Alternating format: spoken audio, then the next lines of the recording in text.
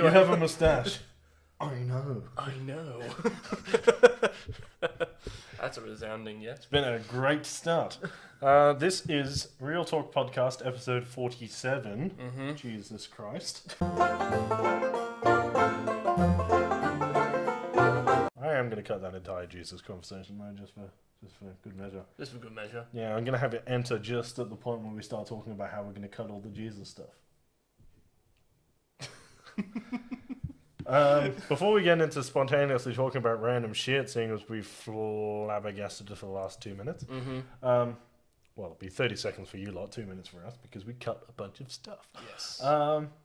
DualSense, the PS5 controller, was released. Yeah, it was. It was called not released, but it got announced. It got announced, and they showed us a They sexy called it photo. a DualSense, and they showed us a photo, and it is one sexy bitch. It is attractive. I give it a 10. I would look it over in the bar. I would look it across the bar and just be like, hey. Look over its sexy curves. Hey.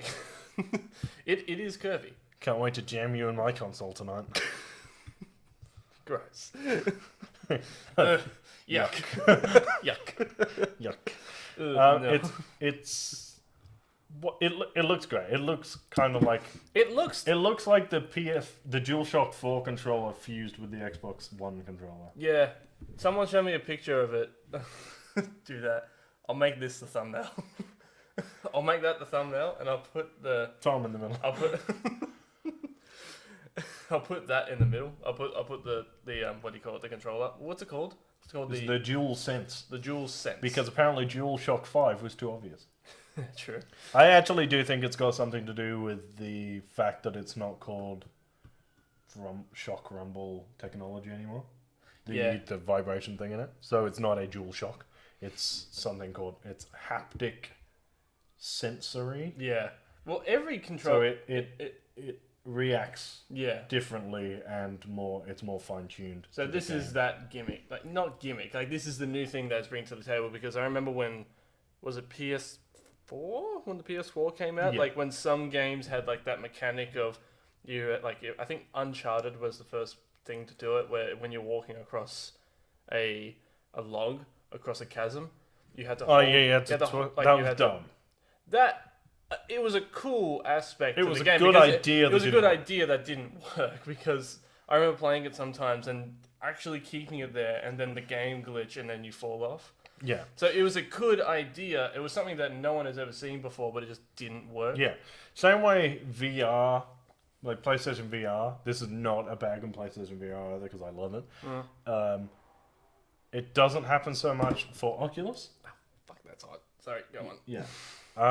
It does happen for the PSVR, where it wigs out sometimes and loses where your hands are. Yeah. And then your hands will be like really far in the distance and backwards. Yeah. I do notice that, like, with the VR thing, like, I can't remember what game we were playing. I think it was like super hot. For stuff, when you reach for stuff and it overreaches, and then your arm just stretches out really far. and it just completely fucks up. Yeah. Which for super hot really sucks, because it vibrates everything. Yeah, it was for Doom VR. I remember playing it with Doom VR, like VFR, or whatever. VFR. Virtual fucking reality. Yeah. And I remember playing that, and I never finished it, because every single time I got to a certain level in that game, because the whole thing was point and go. So if because there was a point in the game where the game halted, and like my arm just kept going further and further and further, and I couldn't stop it. I tried moving, but it wouldn't. Like, my arm would just be there. Like, I would be in a different place, and then I'd look at my gun just following me, like following where I'm pointing, but it's just not with me anymore. It was wigging me out, so I just stopped playing it. Fair. Which was a shame, because It was fun. it was fun. I liked that game. That was a really fun game. So that's a trifecta for podcasts in a row where we talk about Doom. It's the only game out right now. It is. I bought Lego Harry Potter. You did buy Lego Harry Potter. I'm enjoying it. And it stands out. It does stands out. It holds up, I should say. It's nice to have something of a different tone in the house. Yeah, because They've that all been like was the one blow Lego stuff up. Yeah, true. That was like the one Lego game that I didn't play, was the Lego Harry Potter ones. I was Lego Star Wars all the way. I played those all the time. every chance I got. I loved it so much. Yeah, I think I'm going to go for the plat. For the plat? Yeah. Yeah. I do like in this one how you have to unlock all the spells. You don't get them straight away. And then go back. And then you gotta go back. But that was the same for, like, if you go... If you... Like, for, say, Star Wars, there was places you could only get with certain characters. Yeah. So, you had to go back and replay the levels on free play, where you could pick what characters you had. Yeah, true. And it would pick... So from memory, you would pick the 2 characters you wanted to play as. Yeah. And then it would fill out your team of like 6 with a person or everything that would do every ability. Yeah. Yeah, exactly. So you pick like Ghost Obi-Wan and Han Solo, and then it would pick a character like an RT unit, a protocol unit, and then a like stormtrooper or someone like... Someone who could do it you would have one of every ability so that you could go back and do it. Yeah. Whereas this does that it won't do that as much now because you'll just have access to the spells that you need. Yeah, true. But I mean, so far it does like to tease you with it though. Like every now and then you will do a level. Like I'm only like halfway through Chamber of Secrets. Yeah. And every now and then it will drop you in with a character who is much older than you. So, like, I did one with Madame Pomfrey, who is the chick in the hospital one. Madame... Oh, she's the nurse lady. Oh, yeah. And, pumpkin juice woman? I just know it as pumpkin juice woman. And you, because she's a fully qualified wizard, she has access to all the spells. Yeah. So, it's like, that's like halfway through Philosopher's Stone, which is the first movie and book. And so it's like, you're nowhere near experienced enough to get those spells yet. Yeah. But here is a taste of what that will be like when you have those spells. And then it does it again. There's one level in Chamber of Secrets, which I just did, where you have... It's the flashback one, where you go into the diary. Yeah. And you play with Tom Riddle, who I just kept calling Baby Voldemort. Baby Voldemort. But he is a 5th year, maybe? Yeah. Don't hold me to that internet. You definitely will. Yeah. But there's somebody out there right now. He's a prefect in that, so... Because the Lego Harry Potter games are split into 2. They're 1 to 4 and then 5 to 7. Yeah. So he is a year above what you will get to in this game. Yeah. Therefore, he has access to all the spells. Ah, okay, cool. Cool.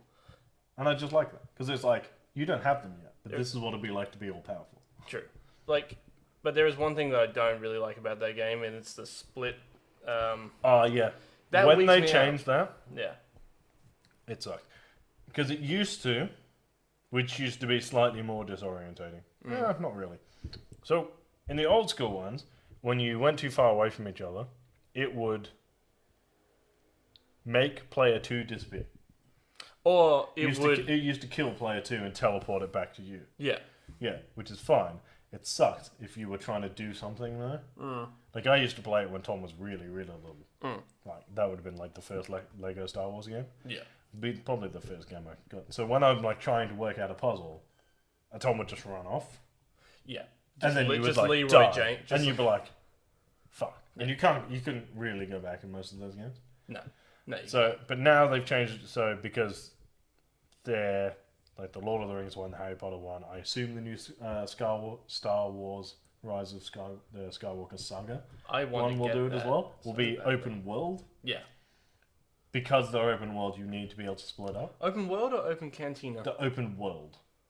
So like within reason there. So like Lord of the Rings was they just really shrunk the entire planet, but you could walk from Hobbiton to Mount Doom. Oh, cool. You could literally just walk there. It was just a road. I would like to play that. They're great games. The Hobbit was the same. You could just walk from Hobbiton to Misty Mountains. Right. That's just how it worked. Yeah. I assume Rise of Skywalker will still be in the cantina. Unless, hear me out, your HUD world is the Millennium Falcon. Or a Star Destroyer. Ooh, it could be the Mon Calamari could be. ship. It could be. 10 It makes... Yeah, it could. But you know what? It wouldn't make... It wouldn't make that much sense. It wouldn't be like it wouldn't make that much sense if it wasn't on the Millennium Falcon, because it is a constant in all the movies, Do you know, except for the prequels. it's funny though, because if you actually count the like Lego Star Wars Yeah. and then Lego Star Wars the original trilogy, right? So the Lego Star Wars the complete saga, not including bonus levels, Yeah. right, only has 36 levels Yeah, you're right. because they're 3 episodes Yeah. with 6 levels per episode. Yeah, you're right. Yeah, shit, I never even thought about that. Fuck. And the same for Harry Potter. Yeah. So there's all like the traveling between, But then again, because there's a hub world. The hub world is, I guess it is a hub world. Traveling from point to point takes so long, and there's so much to do in between it. It doesn't feel like it. The whole game feels like a game that flows. yeah. There is actually only 6 levels, and what I mean by that is there are only 6 sections of the game where you're in a specific area that you can't get to anywhere else, and you can get True Wizard and all of the collectibles like that. Yeah. Everything else is just gold bricks, students in peril, and costumes. Right. That's cool though. And that is cool that the game stays constant, stays like it still has like that flowing aspect. Because to you it. can replay missions. Yeah. Because in between years, so that's it. You play a whole year at a time. Yeah. In between years, so at the end of the year, it'll roll a credit. It'll do the credits, Yep. which you can skip, obviously, because you've only played one part of a 4-part game. Yeah. You then go back to Diagon Alley, well, the Leaky Cauldron. You can Yeah. go into Diagon Alley and stuff, where you can buy upgrades and costumes and spells and gold bricks and all that shit. When I was watching you play it before, you got an upgrade for your wand. To where turn you, it into a carrot. You turned it into a carrot Yeah. because why wouldn't you? Because you find these red boxes that you can ship off with Hedwig, and they go to Diagon Alley, and then there's like 5. I've got about 5 at the moment, and you go into Iolop's Owl Emporium, Yeah. and upstairs is an owlery Yeah. where there's just all these red boxes in there. Where Yeah. you can go in and buy them with the studs that you pick up. Yeah. And then once you've bought them, you can go into your options and toggle them on and off as you please. Okay, that's pretty cool. Because I've got one. I think I bought all 5 because they weren't that expensive, and I did an entire game where I didn't buy anything. Yeah. So I went into Diagon Alley with like 1,000,000 studs, which I'm about to do again. Yeah. But I bought. There was one that turned the whole game into an ice rink, so you slide on everything. Yeah. One that turned you into a silhouette, so Yeah. like a locked character. You were just a black outline of a Lego character. That's cool. The one that turned your wand into a carrot, which I turned on and left on. And there were a few. One that allows you to collect, because it's Nearly Headless Nick, or the ghost of Nearly Headless Nick, that takes you to the next area, Yeah. to your next mission. And I picked up a thing to collect his ghost studs, and it counts as money. That is pretty cool. Because that makes sense to me. Yeah. Like, if you can do that, you should. Because like all of the extra stuff, like the platinum stuff, is just stuff you have to buy But with that's the the studs that you've collected across the game. But that's the thing. The studs that you collect in the game aren't that hard to get. No. Like everything that you can destroy, you get studs for, and I feel like everything in the game it's there for you to get and to make the game more fun. And that's the thing I like about the Lego games is that everything is obtainable. Everything is not easy to get, but everything is within reach. Nothing is like ridiculously hard where you have to grind the game out for days and days and days. I think when I was a kid, when I was playing Star Wars, like I think it was like the first or it was episode. What one was it? I think it was. So the first ever Lego Star Wars game was episodes 1 to 3, It was episode 1 to 3, which is weird to me. and then when the second one came out, Which it was Star Wars: The Original Trilogy, the original trilogy. and then they released the complete saga. Which, fun fact, because we've been on isolation, Right. just to not completely derail, but jump to the side one day, Right. you can get Lego Star Wars: The complete saga on your mobile. I want to get that. Oh, Yeah, I looked at it. Get It was that. $7, and I was like, I want to get that. You telling me this now? I could have been at work playing Star Wars. I only found it this morning, or last night. Shit, I'm gonna get that now. Yeah, I wonder if I can get that on Xbox. I wonder if you should be able to get it on Xbox. You can't. I can't get it on PS4 because it's not backwards compatible. Right. You'll be able to because that's the only thing Xbox did better. was that you could re-buy Xbox 360 games and play them. Which is, in fairness, what you'll be able to do on PS5. Carry on with your Lego story.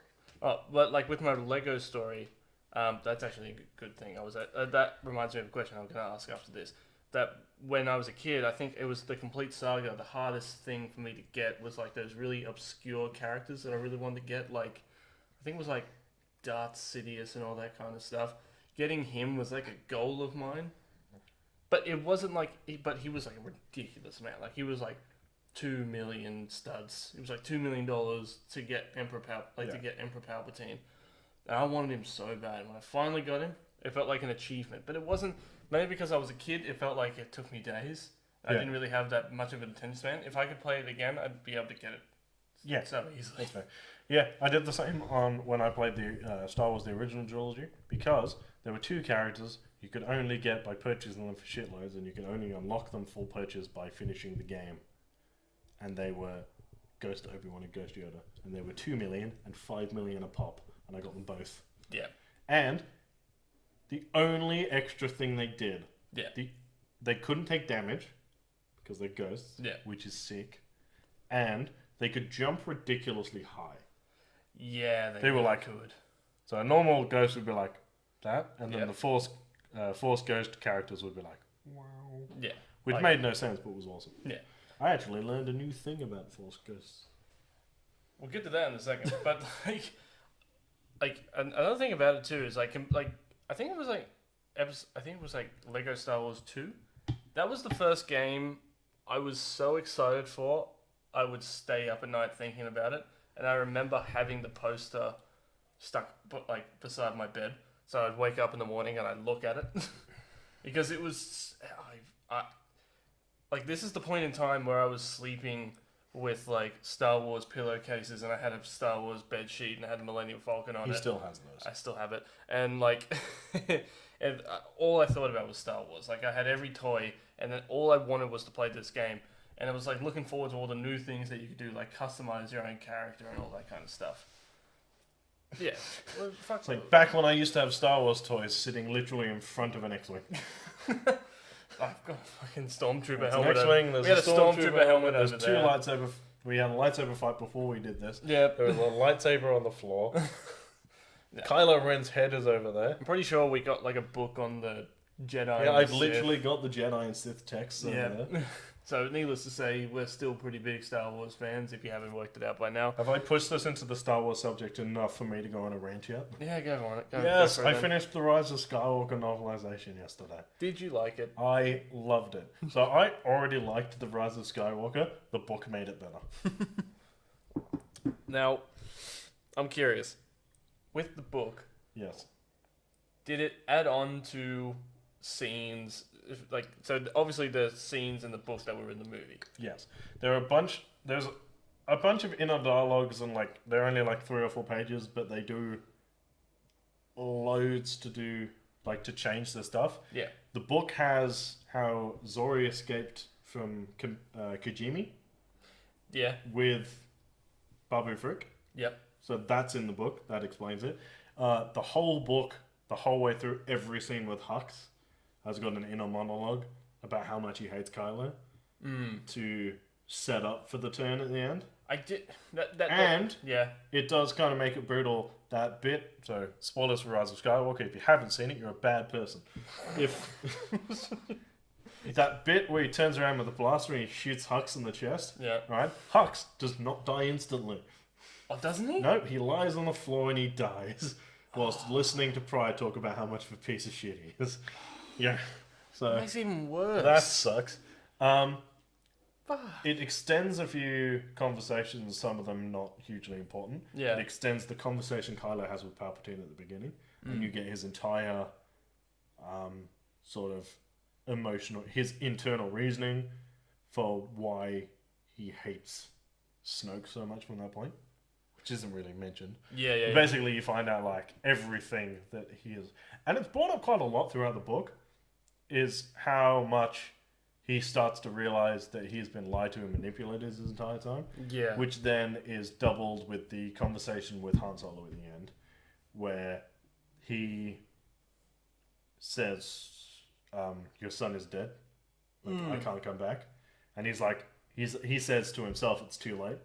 Because he tells him, he's like, oh, you can go back. You can go home. And he's like, it's too late. We, watching the movie, assume that means that it's too late for him to go back because Leia's dead. Yeah. It's actually because that is something that Snoke has told him every day. Is it's that like, it is too late for you to turn back to the light. You're too far in. You have to keep going dark side. Because that's classic dark side manipulation. It is. There were 2 major extensions that changed the way most people would look at the movie. One is the conversation that Rey has with Luke. On Ahch-To. Yeah. Where she goes more in depth as to why she wanted to exile herself. She says, like, so she's just found out she's a Palpatine. Yeah. She's been struggling with Darkseid the whole way through the movie. Yeah. Or the book. Both. Yeah, both. And so her final thing is that she had to fight herself as a Darkseid user. Then immediately runs into Kylo, where she draws her lightsaber first. Yeah. And attacks him in anger. Yeah. Which is something you're not supposed to do as a Jedi at all. Can I just say before and then when Kylo is at a weak point and distracted, instead of disarming him or ending the fight or leaving, she chooses to stab him. See, in that bit in the movie, I actually really like that because it clearly shows that she's not, a mature Jedi yet. But it also shows it's just like people. You could really tell, like, in the atmosphere, like people watching the movie, or it's just like people either seeing that as a negative or as like a good thing in the for the further the plot in the movie. Like, for example, like when I watched it for the first time, when I saw her ignite her lightsaber for the first time and like attack in anger, I knew for a fact I wasn't angry about that because it's human. Yeah, and also it's like when I saw that happen, I'm like, you not allowed to do that. Not allowed to do that. Yeah, so they sort of outline that a bit more in the book. Yeah. Which is great. And she explains that to Luke. Yeah. And then Luke sort of says, Luke then in turn explains to her, is like, the way you act is more important than your bloodline. Yeah, that's so true. It's like he's saying, it's like, everyone... It's sort of, he never outright states, but it's sort of implied in the conversation. So like everyone looks at Luke Skywalker as Luke and Leia as Skywalker. It's like they are the bloodline of Anakin Skywalker. They don't see them as the bloodline of Darth Vader, even though they're the same person. Yeah. There's like, so if you actually looked at their bloodline, they actually descend from probably one of the most evil men that has ever existed in the galaxy. Yeah. So he's saying it's like, that doesn't necessarily mean anything. It's your attitude. Glad you say it, because we were actually talking about that today. So he is, without a doubt, the most manipulative, evil, ruthless Sith Lord in known history in Star Wars. Yeah, Palpatine. 100%, yeah. But he is definitely not the most powerful Force user. Like, he is definitely not the most downright conniving, just absolutely bastard of a person. Yeah. I'm pretty sure Bane doesn't really hold that title. But there was another Sith Lord, Nihilus. 100%. Yeah, he's up there with being a and Palpatine was a dick. Nihilus is an absolute asshole. Yeah, Nihilus was insane. Yeah, and great. Some villains are just great. Yeah, but that's the thing. It's like that. All those villains are really great. It's good. The book helps because you get the internal monologue that you can't put in the movies. Yeah. So it's like the whole bit where... But it makes you want it to be in the movie. It does and it doesn't, because because a lot of the stuff that does the explaining is thoughts. Yeah. Movies don't... Some do, but if you sat there and you just had the echoey voice of a thought all the time, that movie would be shit. Yeah. So it's it's good. The movie was good. I enjoyed it anyway. Yeah. I enjoy it more now knowing the motivations behind it. Can I ask, in the book, do they go into a little bit of detail on who's what's the slug's name again? The mechanic on the Millennium Falcon? Yes. They fully explain it in 3 paragraphs. Do they? Yeah. Why is he what there? he is. Yeah. So he's a mechanic. He's a mechanic. Yeah. Is he telepathic? So what he is, no, he's not telepathic. So they even say it's like they question Leia's decision to make him a mechanic. Right. But what he barely speaks. He doesn't speak any common. Right. The only person on that ship who understands what he's saying is BB-8. But he is a super genius, and he can manipulate things with the tendrils on his head. Ah, so he's kind of like an electropath. So he's super smart. Yeah. And he can fix stuff. Oh. And the stuff that he can't move himself, he can tell BB-8 to move. fix. Yeah. Oh, okay. So that's why. Oh, so he is just really good with technology. He's just really good with technology. Oh, okay. Yeah. And that's it. They just sort of explain that in like a paragraph. Like Finn just walks past and he just goes, "Oh, we all thought that this was going to be a bad idea." Okay. Because that's like another internal monologue. Yeah. Because you also get, I think everything in it sort of explains stuff. I think Ben Solo's internal monologue, entering the Sith temple at the end, is the greatest thing that's ever happened to me. Because the whole way through, you get like sort of this background information about the Knights of Ren. Yeah. About how they looked up to Kylo and how he thought he'd outgrown them, which is why they hadn't been in it up till now. Okay. And why he reforges his helmet is because that is a symbol of his leadership. Right. So he reforges it as sort of like a show of respect so that they will join him on his hunt for Rey. Then when he goes to the Sith temple, he senses their presence, right, thinks he has allies, and then senses the presence of Darth Sidious and realizes that he was never the leader of the Knights of Ren. Oh. So the entire time he thought he was the leader of the Knights of Ren, they have always been loyal to Palpatine. Oh, that is brilliant. So he gets there, thinks for half a second that he's got allies in the fight, right, realizes what's about to happen, right, because it also explains like a bunch of stuff. So there's a moment, so when they attack him, and they like kick the shit out of him, and then they all take a couple of steps back, like just before he gets the lightsaber. Yeah. He realizes like he has this, because at that point he's like, oh, I don't want to kill him. They're sort of his friends. Yeah. And they're not necessarily dark side. And then he has this moment where when they step back, and he's like, he realizes that they never even respected his abilities as a Force user. If they've beat him down, then given him space to recuperate. Yeah. Because they don't know he's about to conjure a lightsaber. So he's just like. So at that point they were just toying with him. They're taunting him. Yeah. So he sees that as an ultimate disrespect. Yeah. And so it also at that point explains they were the like Han Solo bullies kicking shrug. the shit out of a nerd. Yeah. Like, take it. It's like being hit with a dodgeball and then taking a step back. Yeah. And then finding out that nerd has a bigger dodgeball and a massive arm. Yeah, basically. So that moment where he pulls the lightsaber from behind his back and does the Ben Solo shrug. And then does that. He actually imagines his father saying something. So he's like saying something is like along the lines of, what are you gonna do now? Yeah. like a classic Han Solo taunt. Yeah. And then he like thinks about that, laughs, and just goes, and does the full Han Solo shrug. Yeah. Which I love. Yeah. That's great.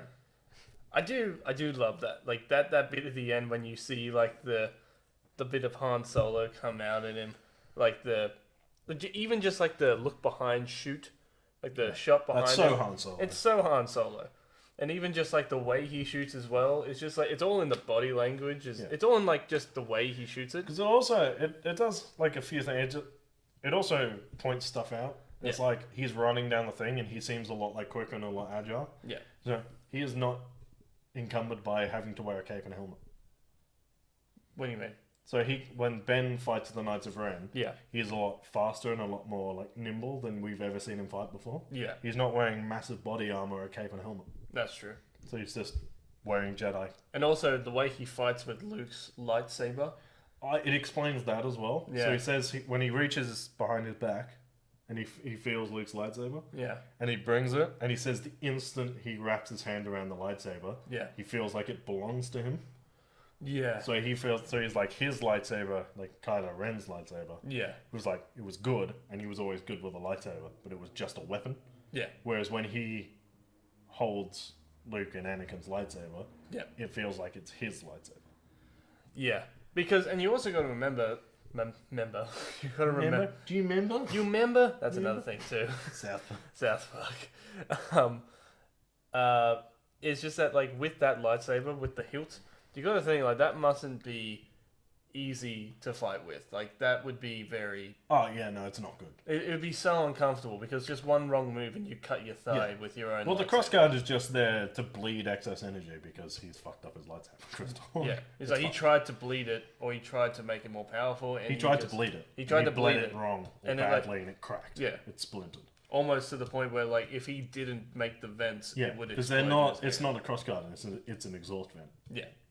See, which is hilarious. Yeah.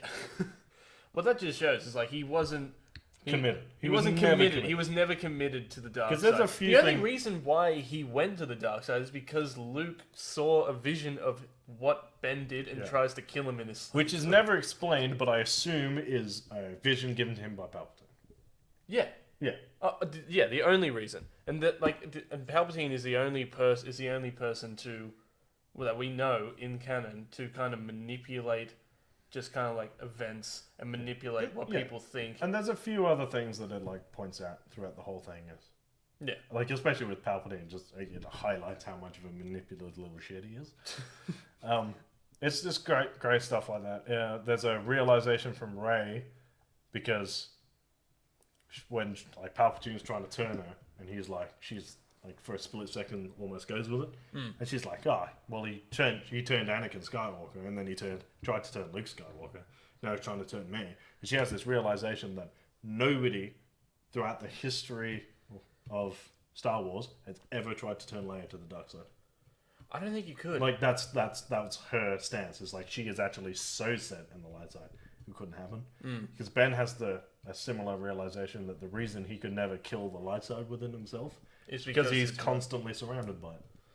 Yeah. So because he has this moment when Leia calls his name out through the Force just before she dies. Yeah. Where he realizes that like she never gave up on him. And then there's a moment with Lando in the Millennium Falcon where he goes.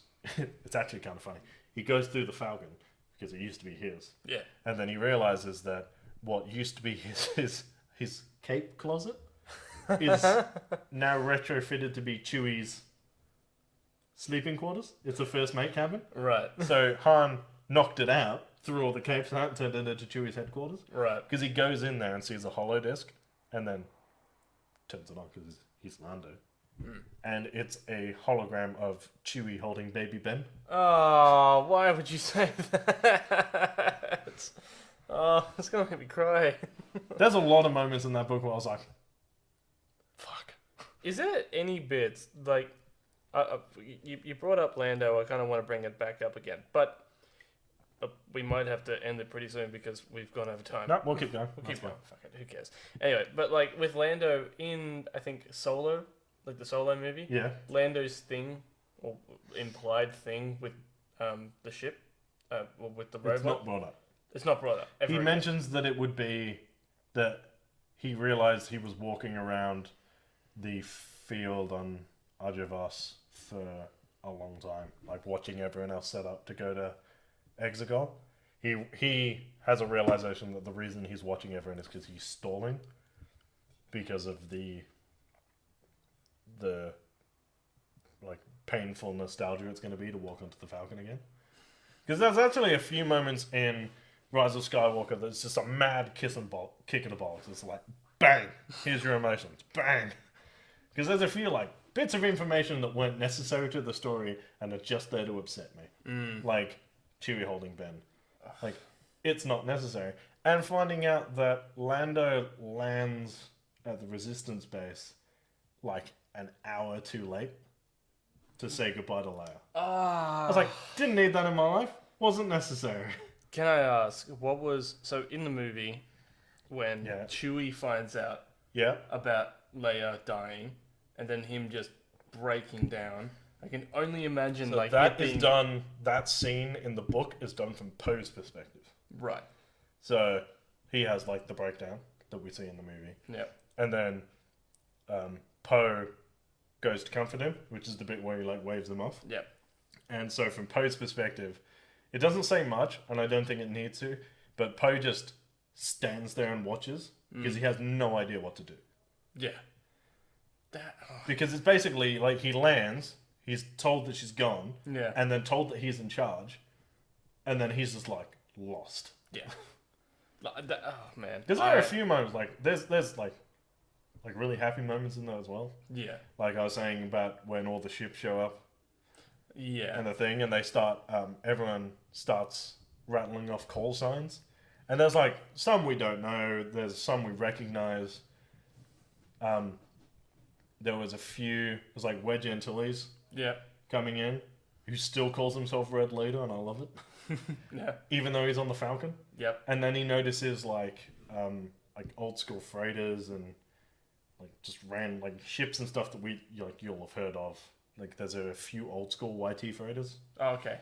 And then like in the middle, like they just subtly drop it in there. It says it's purely for people like me who are massively hooked on Rebels, where it says the Ghost standing by. And I was like, they made it. I remember when the trailer came out and like everyone was like, that's the Ghost. That's Ghost. Because we all wanted Syndulla to be in it. Yeah. Yeah. Like I understand why they weren't in it. Yeah. But apparently, we're getting all that Rebel stuff in the Mandalorian season 2 anyway.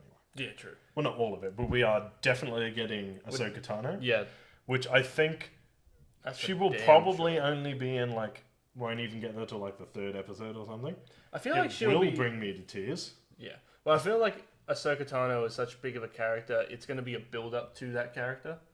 So she probably won't even get there till maybe end of the season, and then will probably be a big thing. I don't even think she's going to be in it for that long. I think she's going to be in it for 1 episode, maybe 2. Probably the two-part finale. Yeah. And it's going to be setting up her TV show. Yeah. They would not cast an actress of that caliber to just do a cameo in The Mandalorian. I would love to see an Ahsoka TV show. We need an Ahsoka TV show. We've needed an Ahsoka TV show since like season 4 of the Clone Wars. It's actually kind of like, because I think it was the last podcast we did. We were talking about like how popular she got, like super somebody quickly. who started off so unpopular. Yeah, she became really popular really quickly. But like the whole thing was just like she was Anakin Skywalker's apprentice. That nobody wanted him to have an apprentice. Like he was given an apprentice and he didn't even want her or something like that. Yeah, it's funny because in the book, like the Ahsoka Tano book, there's a bit in there, like a conversation between Anakin and Obi-Wan before Ahsoka arrives. Yeah, where Anakin is like it's like a thought Anakin had, where he's like he thought he wanted an apprentice, but didn't want to ask the council for one because he thought it was going to push Obi-Wan away. Yeah. But he's found out that Obi-Wan has applied for an apprentice. Like another apprentice. And he's sort of weirded out by that. Only for her to arrive and find out that Obi-Wan applied for an apprentice for Anakin. So like, he knows that there is an apprentice coming. Yeah. Thinking that Obi-Wan is going to be her master. Right. And then like having this weird like, oh, should I have just asked for an apprentice when I wanted one? Because he thought like, because they went on so many missions together.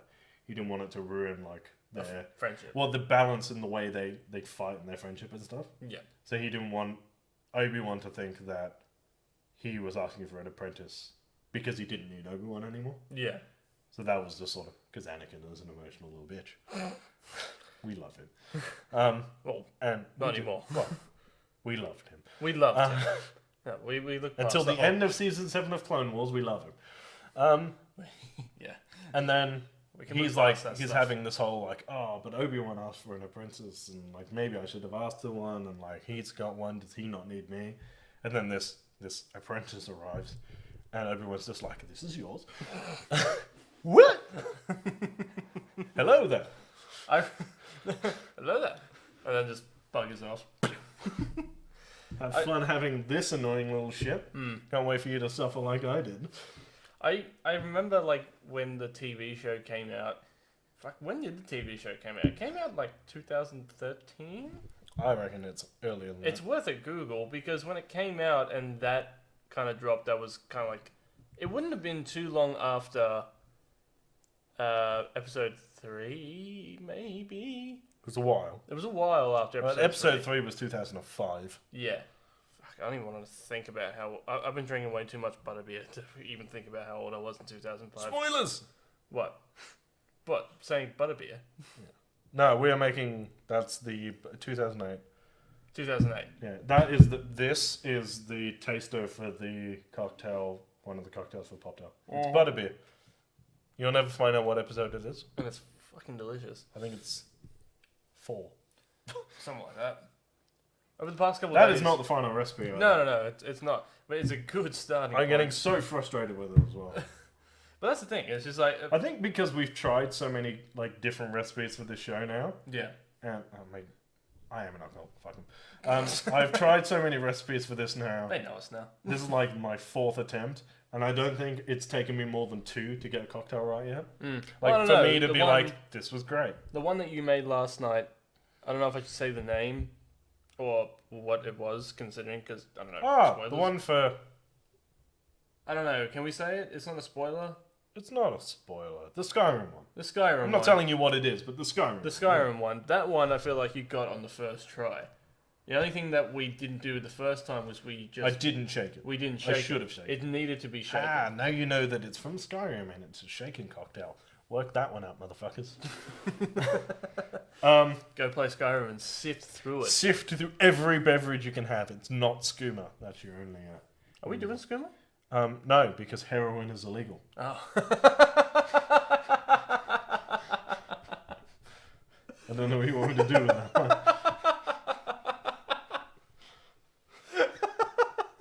God damn it.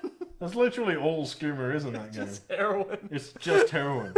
Have you ever played Skyrim and taken skooma? Do you know what it does? It slows down time.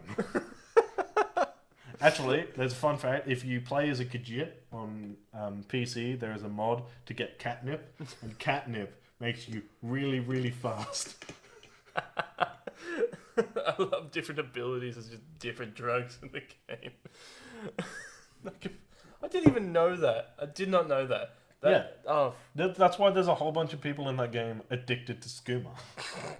It's just liquid heroin. So it's a definite no?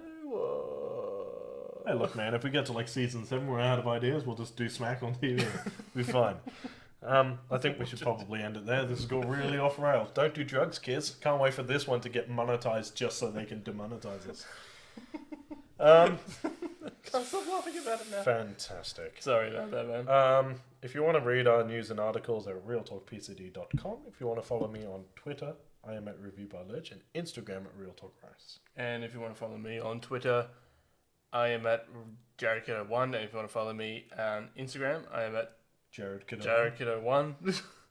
He really need to change that. Yeah. Real Talk's on Twitter at real_pop. We're on Instagram at realtalk_pop culture discussions. We're on Facebook at realtalk:_pop culture discussions. And we are trying to do Twitch and YouTube live streams. Twitch is twitch.tv/realtalkgaming. Yeah. Yeah. And just the YouTube channel that you are currently watching this video on is where you will find our live streams for other stuff. We are looking at doing games. You're going to do Twitch, I'm going to do YouTube. I think that's how that's going to work. Yeah. For PlayStation, we're working on audio and stuff, so don't hold out for it. When we get live streams working, we have a decent computer. We will be doing live stream, hopefully podcasts and stuff like this, Q&As, stuff like that. We're bored, we might as well. We do want to do D&D videos, but we don't know how that's going to work yet, so that's coming out. Poptail starts recording, I'm going to say, 3 weeks. Yep. Because it comes out in winter, so you're looking at the 1st or 2nd week of June. Don't hold me to that, subject to change without notice. Cool. That's good. But that is what we're looking at. Half of the recipes are done. Half of the recipes are done. There's a few that need tweaking and moving, but they'll be ready by the time we get to filming those, so that's fine. We are super excited. We are working on other stuff.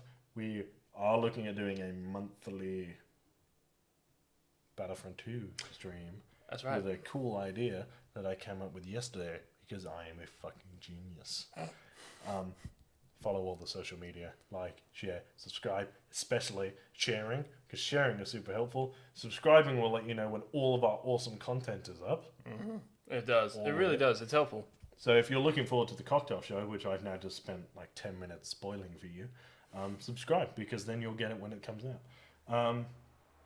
Sharing does help more than most people think, because even if you forget to watch it, once you've shared it, 5 other people will have watched it instead. So that's cool. Yeah, And it's then a- they it's a- will share it. It's a win-win. Just think about that. It's a win-win. You get content, we get paid. So that we can pay our rent. Exactly. And you're locked in your house at the moment, so what else are you going to do? Press share. Press share, Just do it. like and subscribe. It'll entertain you for like 25 seconds. Yeah. Thanks, guys. It's been a pleasure. As always, keep it real. And stay sexy. I love you. This is why he's not allowed to drink.